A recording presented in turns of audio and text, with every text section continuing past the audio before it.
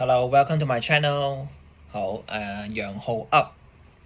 好，咁今日咧，我諗大家都見到個標題啦。其實咧，我就係做一個深夜閒聊啦，係啦。之前咧都出咗一段片咧，就關於傅寶儀係啦，以前嘅名咧就叫傅穎咧。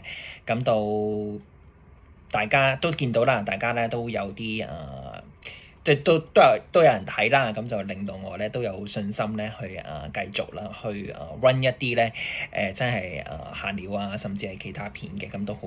首先好多謝大家先。好，咁今日咧我最主要想同大家去分析啦，係啦，或者去share，我覺得值得去大家攞出嚟去 talk 嘅話咧，就係陳庭欣。陳庭欣同男朋友咧Benny 分手一事咧，係有啲乜嘢係值得去大家去一個借鑑啦，甚至係一啲啟示嘅。咁我都輕輕講一講咧，佢嗰個少少嘅 background 咧，關於陳庭欣啦分手，佢都有喺佢自己嘅公司啦TVB 啦東張西望裏面咧就接受一啲個訪問嘅，係啦，就我都輕輕咧同大家去講一講啦，究竟佢內容啦，即係訪問嘅內容咧，究竟概括咗啲乜嘢嘅？咁Toby 啦，同坐擁10億身家富貴男友楊振元 Benny 啦，其實佢就係蔡豐行嘅老闆嚟嘅，咁就拍拖咗8年。咁近日咧，因為缺席男友嘅一個生日啦，加上聖誕咧就各自慶祝咧，而惹起呢個情變嘅揣測嘅。咁Toby 咧一現身活動嘅時候都承認啦，同男朋友已經分手咧兩至3個月㗎啦。咁就覺得大家嘅三觀不合啦，唔應該再繼續落去，彼此因了解咧而分手嘅，當中咧就唔涉及第三者。咁佢喺個訪問度亦都講咗啦，長談咗回復單身嘅心情啦。分手之後咧，亦都有少少哽咽，係啦，告別呢個8年情嘅，係啦，即係眼濕濕啊，有少少。咁佢自己就心情就 OK 啦，覺得生命咧就唔單單咧淨係得拍拖呢一樣嘢嘅。咁佢再喺嗰個內文裏面咧，亦都有提及到咧，其實Toby 咧同埋翟威廉咧，其實之前咧即係一個港男嘅冠軍啦，拍拖咗5年之後就分手嘅。女方咧已睇唔到二人有任何嘅有將來啦，去回應呢一個緋聞嘅。到咗2017年啦，Toby 咧就同律師唐偉倫拍拖，後來咧就戀情咧係無疾而終嘅。直至到2018年啦，Toby 咧就同Benny 啦，即係啱啱我哋所講佢一路以嚟嗰個男朋友咧就拍拖。咁除咗落力去推銷男朋友嘅產品、美容產品之外咧，亦都咧擔任活動嘅一啲 MC 司儀嘅，被封10億滿分嘅女友。佢亦都好似老闆娘咁樣啦嘅身份。不過咧，兩人拍拖咗8年咧，近年咧亦都屢傳婚訊。不過就最後咧，而家咧就分咗手啦。好，咁就已經概括咗咧，講咗Toby 啦同埋男友咧之間嘅一啲所謂嘅一啲來龍去脈啦。咁我覺得網絡上啦，甚至係媒體上啦，亦都暴露咗好多㗎啦。咁我唔喺呢度咧詳細地去報導，咁概括咗講咗少少一啲 background information 啦。咁我今日咧主要開呢個 topic 咧，想同大家去傾偈啦，咁閒聊下啦，咁我自己一啲少少嘅一個看法嘅。咁首先Toby 啦，我講咗Toby先啦，佢個 background 咧就係雖然佢係比較基層少少嘅出身啦，喺即係公屋裏面咧去居住嘅。咁透過咗佢自己自身嘅一啲努力啦，佢就係去咗外國讀書嘅。根據即係網上面一啲嘅資訊啦，外國讀書啦喺英國嘅，係啦。咁就曼徹史特大學裏面咧就係修讀呢一個科學系嘅學士嘅。入行前咧就做呢個獵頭嘅研究嘅一啲工作啦。之後咧就參加咗港姐，即係香港小姐啦。之後就得到冠軍。涉及嘅工作咧就係 TVB 主持啦，同埋一啲演員嘅。咁做耳熟能詳咧，我諗大家都好清楚咧，其實佢係主持東張西望咧做好多年㗎啦。咁佢本身嘅生活嘅 style 啦，就係比較即係媒體所講啦，就係比較低調啦、謙虛啦、重視教育同埋一啲內族嘅資訊嘅。即係應該咁講，佢係由個底層、基層去 build up to 佢而家擁有嘅一個level 嘅。咁佢至於阿 Benny 咧，Benny 就其實佢係喺都係基層出身啦，同母親咧就合夥去創立咗呢一個菜豐行啦。冇一個好富裕嘅家世，係由個基層打上去建立佢自己香港嘅本地一個品牌，亦都我諗深信大家好多唔同嘅家庭或者係朋友咧都知道呢一個品牌，甚至係咧有用佢哋嘅一啲產品係啦。咁我自己咧就有用佢哋嘅沖涼啦，係啦，我諗大家都知道究竟係我講緊邊一款啦，甚至係都有好多唔同嘅類型，都應該有用過嘅，係啦。咁佢19歲嘅時候咧，接手父母嘅生意嘅，係啦。咁就盛傳啦，咁佢就係身家啦，係10億係啦。咁擴展到東南亞嘅市場啦。咁佢本身嘅性格咧就係比較高調少少啦，甚至係有啲新聞有啲媒體咧都去話佢咧係桃色新聞多。不過咧我暫時咧就其實直頭我冇揾到咧係究竟同邊一啲女星咧係傳出一啲緋聞嘅。咁所以咧呢啲度係比較juicy 嘅一啲嘢咧，咁我就唔喺呢度咧一咁樣進入啦。我想今日帶出嘅一啲信息嘅話咧，就係我認為咧，其實傳媒啦或者係社會啦對女性咧，其實真係比較上咧係會放大佢哋嘅戀情。佢哋好輕易咧成為咗一個新聞啦，或者係雜誌嘅上面嘅一啲主角嘅。媒體咧係好關心佢哋嘅分手啊、結婚啊、生兒育女嘅呢啲種種嘅 topic 咧，其實都可以係做咗一啲頭條嘅，係啦，頭條新聞。咁因為咧，我認為佢哋呢啲嘅新聞咧，其實係十分地令人咧係有一個追看性。哎呀，好想睇佢咧係咪真係嫁到啊！好想知道佢如果嫁到啦，之後就會有另外一啲1、2、3、4、5嘅一啲 step。究竟想追看佢，究竟佢係咪真係嫁到俾豪門之後有一個好好嘅生活？相反地，如果佢哋真係分手嘅話咧，佢哋就我用呢4個字咧，係比較負面啲嘅，落井下石。再睇下佢嘅發展係點樣咯。所以我亦都覺得我最大嘅感受就係唔係落井下石呢4個字。我撇除咗呢一樣嘢先，係我哋女性，即係如果真係女性我去講一講，即係以你哋嘅角度去睇啦。我哋用一個點樣嘅生活嘅形態去應對呢啲嘢咧？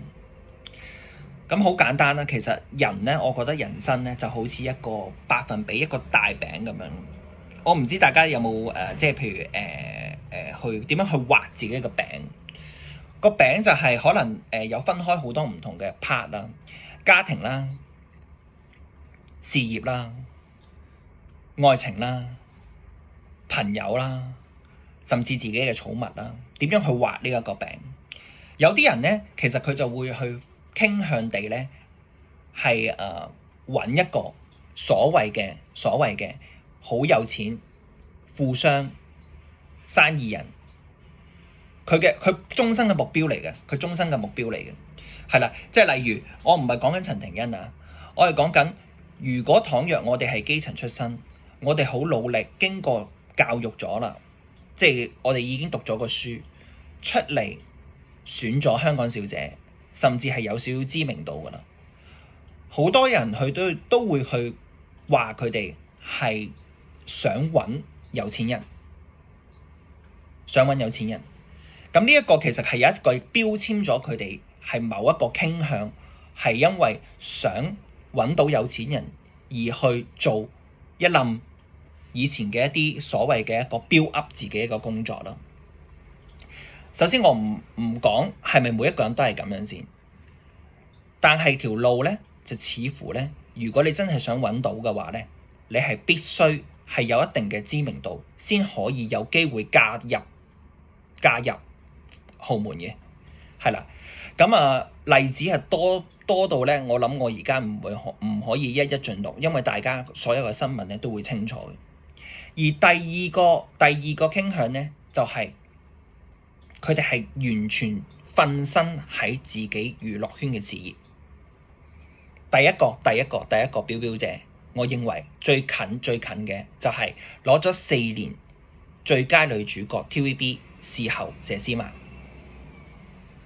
點解又會諗到落佘詩曼呢一個視后嘅一個topic 咧？大家有冇發現，其實有幾個啦，唔好話堆啦，女性咧，其實佢哋係完全地咧，係將佢自己成個餅裡面係只不過係劃分咗喺事業係個比重係好高。呢個就係一個借鑑嘅地方。其實咧，如果我哋真係如果行淨係我倘若係陳庭欣，佢只係行揾有錢人嘅依一個傾向嘅話咧，就其中一方啦，佢係唔可以完全地放棄自己嘅事業嘅。我覺得佢係一個好好嘅例子。雖然佢8年，佢係同阿 Benny 拍拖，甚至係佢有涉及一啲合作啦，係啦嘅即係可能佢應該都清楚。我估計佢係清楚佢哋本身佢間公司嘅裡面一啲運作啦，甚至係有幫忙做司儀之外，可能會俾咗啲 idea 點樣去推銷佢哋自己嘅產品。呢一個我深信係咁。呢個只不過係我嘅推測。但同時咧，其實佢係冇放棄佢主持人嘅一個工作嘅。佢喺東張西望嗰度同朱海婷咧，即係應該我諗係佢哋兩個同埋吳美恆咯，係一個元祖嚟嘅，元祖級嘅一個界別嚟嘅。亦都同時咧，佢係好多唔同接咗好多唔同嘅主持嘅工作。演員方面咧，我諗大家都會有笑佢一啲媒體就係話佢做唔到女主角啦，做配角啦。以我最深嘅印象，佢就喺多功能老婆裏面就做咗一個角色嘅，係啦，跟住就提名。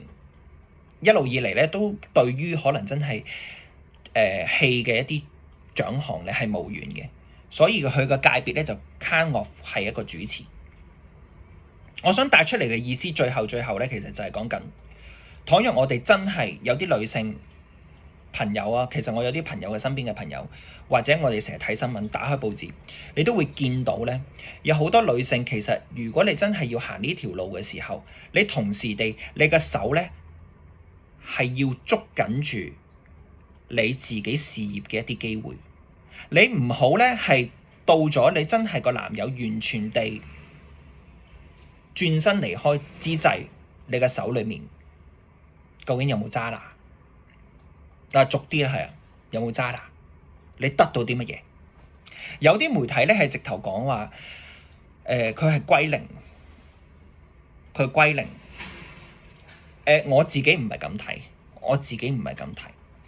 如果佢係真係同一個老闆，甚至係一個創辦人去 deep to 去拍拖合作咁多年，佢一定有啲嘢係攞到。可能實際上唔係錢呢一樣嘢，唔係就係簡單錢呢一樣嘢，係佢從商嘅一啲經驗，點樣去 run 一間公司，係啦。雖然佢哋一齊8年，但係其實蔡豐行當時已經創立咗一段時間㗎啦嘛。佢從中係其實可以 build up 到自己另一個 level 嘅，唔好 level 啦，建立一個自己屬於自己嘅品牌。你覺得好難咩？係咪啊？佢已經有呢個 knowledge， 然後有好多媒體話因為你分咗手啦，就已經浪費咗8年嘅青春，然後再揾個下一位男友比較困難。係冇錯嘅，因為我睇翻嗰個年齡咧，阿 Toby 現年咧係真係38歲，而 Benny 咧其實係47歲。嗱，根據維基啦嚇，你可以話年齡係對女性係真係一個好大嘅一個障礙。佢而家如果真係要分咗手啦，咁佢都要去 settle down 佢自己嘅所有嘅心情啦，甚至係同阿 Benny 嘅所有嘅一啲有緊聯嘅一啲嘢係分開咗先，咁所以佢自己亦都要係重新出發地去揾一個去適合佢自己嘅男朋友。成日咧好多媒體喺度問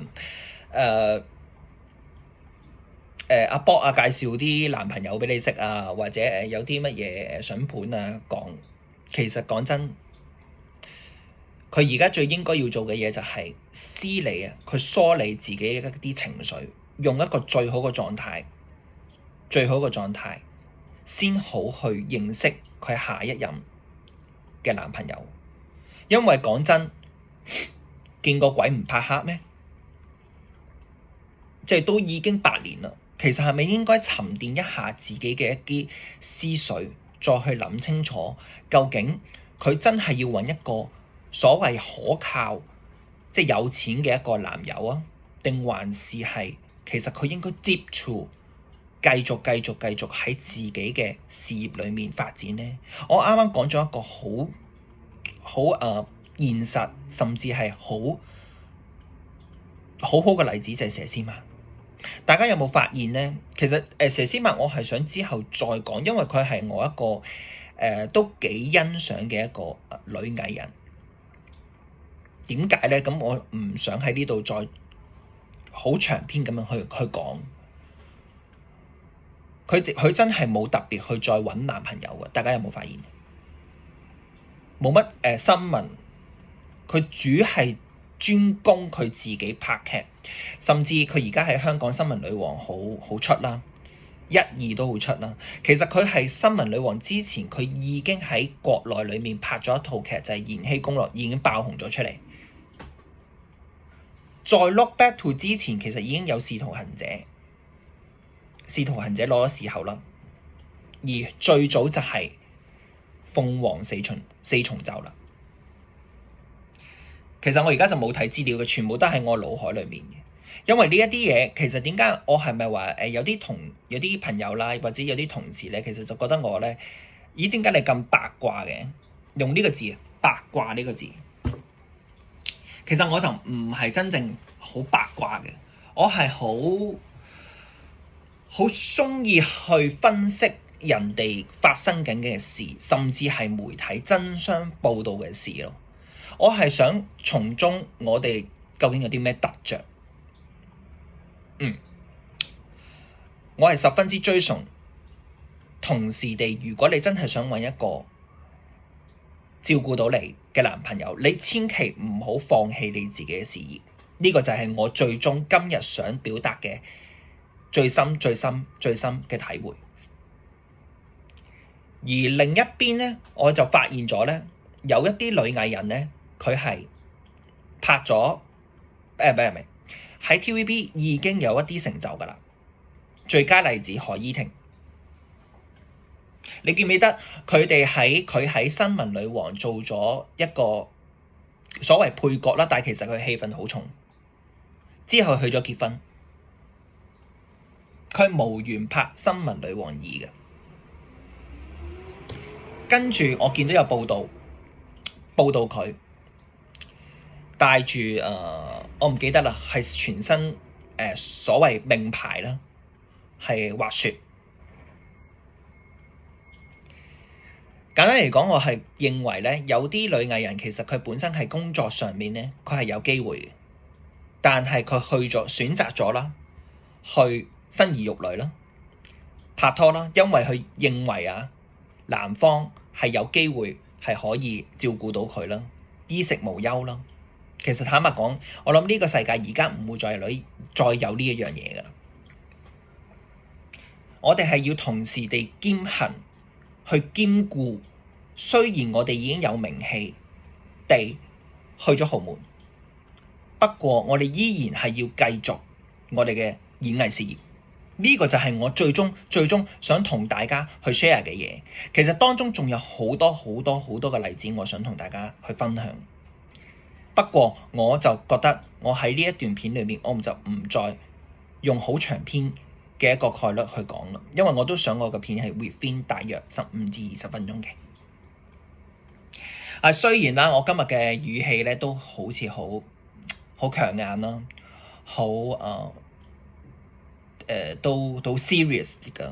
雖然係閒談，我真係想大家去正視、去思考。除咗我哋真係有啲好 juicy、好多嘅標題、好 short、好短嘅新聞之外，究竟我哋點樣可以 apply 到喺我哋嘅生活裏面呢？我真係想大家去諗一諗㗎。我雖然已經過咗20分鐘啦，我真係想講我會呢一個頻道咧，佢除咗有深夜閒聊之外咧，其實仲會有一個同佢連接住嘅 K 歌，深夜 K 歌，我都會唱一啲歌曲咧，係講緊呢一個 topic 嘅一啲嘢嘅。咁就咩歌曲咧，我就唔講住啦。咁希望大家咧拭目以待。咁就嚟緊咧，我係會出一條傅穎嘅關於傅穎嘅片，咁我就錄咗噶啦，其實已經係等發布嘅啫，就係高雪峰嘅絕。咁點解絕呢首歌我覺得係啱佢嗰個，應該係咁講，係 describe 佢當時嘅心態。佢咪喺香港發展得好地地，跟住然後走咗去國內。其實當時佢嘅心情咧係好灰心嘅。經過如果大家報道，我諗大家都知道。咁我係想將所有嘅嘢係緊扣咁樣相連咯，而唔係我講完一啲 topic 嘅話，大家冇一個得着。有時真係如果唔記得咗我哋所討論嘅嘢，但係聽歌其實可能 remind 到我哋一啲嘢咧，我都想咁樣去進行嘅。咁呢段片咧就係咁多先啦。咁就希望冇嚇親大家啦。咁雖然我講嘅嘢都係好似好強硬，但係其實真心，我係想大家去諗一諗。可能我講嘅嘢未必完全正確，但係作一個 sharing 咯，即係我譬如我覺得傾偈就係咁噶啦。我講咗一啲嘢，而你嘅睇法係點呢？係啦，你可能 agree 或者 disagree， 甚至覺得我係無稽嘅，都唔緊要。喺你心裏面，如果你覺得有啲嘢想同我講，我可以共通點嘅，或者係好 agree 我嘅，歡迎留言同埋 DM 我。好，咁就呢段片係咁多啦。雖然咧真係 overrun 咗，咁希望啦我以後嘅片咧都係 within 係一個唔好咁長嘅時間啦。好啦，good night，拜拜。